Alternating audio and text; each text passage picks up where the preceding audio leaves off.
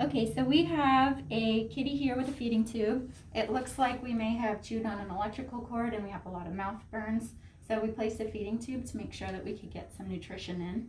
And I'm going to show you really quickly how to do the feeding tube.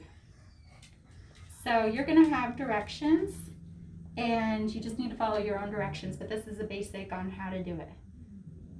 So we want to start. You're going to have a cap in your tube. You want to uncap it. You may get some reflux out of here, that's normal. And we want to start with about 5 mils of water just to make sure the tube works. All right. And then we're going to go with our food. So I've already pre-mixed a slurry of food. And we're going to just slowly start injecting to give our meal. And most kitties really enjoy this. They'll sit in your lap, they'll make biscuits, they'll purr because they're getting food, and even though they're not eating it, they enjoy it.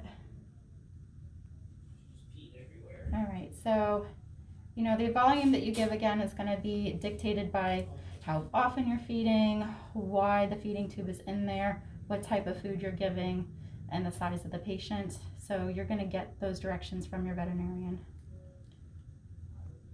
And then when you're done with the food, this is the most important part, you cannot forget this, is you've got to flush the tube afterwards to make sure that there's no food left in the tube to leave a clog. And then we're going to replace the cap. And we are done for this meal, and this will be repeated however often your veterinarian prescribes the food.